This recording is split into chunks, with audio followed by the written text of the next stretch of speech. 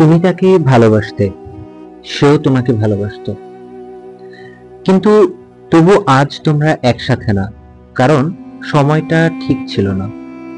ভালোবাসা ছিল, কিন্তু পরিস্থিতি, দূরত্ব, বাস্তবতা সবকিছু একসাথে হয়ে উঠল না। এটা ভালোবাসা হারানোর সবচেয়ে নীরব আর বেদনাদায়ক উপায়। সবাই ভাবে যে ভালোবাসে সে সবকিছু জয় করতে পারে, কিন্তু বাস্তবতা হচ্ছে ভালোবাসা সবকিছু না।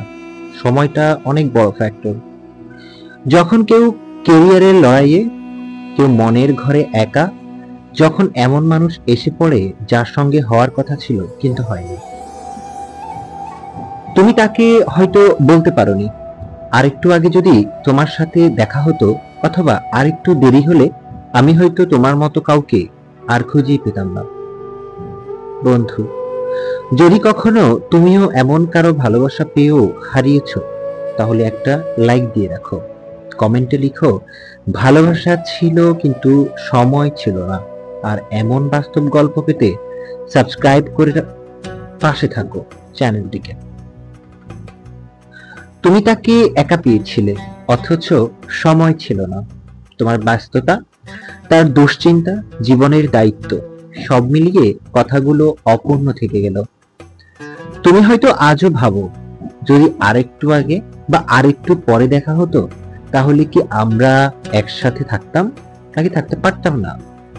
সে হয়তো এমন অসংখ্য অন্য কারো পাশে ঘুমায়, অথচ রাতে ঘুমানোর আগে তোমার কথাও সে ভাবে। এটাই সেই ভালোবাসা যা থেকে যায়, কিন্তু বাস্তব জীবন স্থান পায় না। ভালোবাসা শুধু পাওয়ার মধ্যে সীমাবদ্ধ না।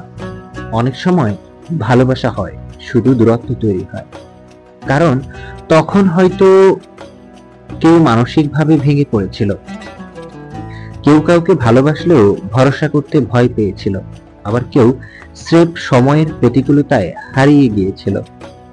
এরকম ভালোবাসা হয়তো কখনো প্রপোজাল পর্যন্ত যায় না, তবুও এই সম্পর্কটাই হয় জীবনের সবচেয়ে গভীর অনুভব। সে যদি আজও কখনো তোমার কথা মনে করে, তবে সেই অনুভূতিটাও ভালোবাসা। ভালোবাসা মানেই কাছে থাকা নয়, ভালোবাসা মানে দূরে থেকেও মনের ভিতর ভাষা বেঁধে রাখা। হয়তো সে এখন অন্য কারো জীবনের অংশ, তুমিও এখনো মনে মনে তাকে নিয়ে বাঁচো। এই ভালোবাসার গল্পগুলো কখনো শেষ হয় না, শুধু জীবনের গল্পে একটি না পাওয়া অধ্যায় হয়ে যায়। সে অধ্যায়ে কান্না আছে, কিন্তু কোনো অভিযোগ নেই।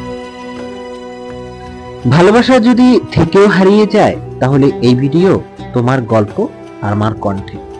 কমেন্টে লিখো, সে ছিল আমার, কিন্তু সময়টা ছিল না আমাদের পক্ষে। ভিডিওটা শেয়ার করে দিও সেই বন্ধুকে যে আজও কারো জন্য নীরবে কষ্ট পায়, আর সাবস্ক্রাইব করে রাখো, কারণ এই চ্যানেল তুমি শুনবে তোমার হৃদয়ের কথাগুলো, যা কেউ কখনো জোরে বলে না, শুধু মনের ভেতরে বয়ে যায়। ধন্যবাদ।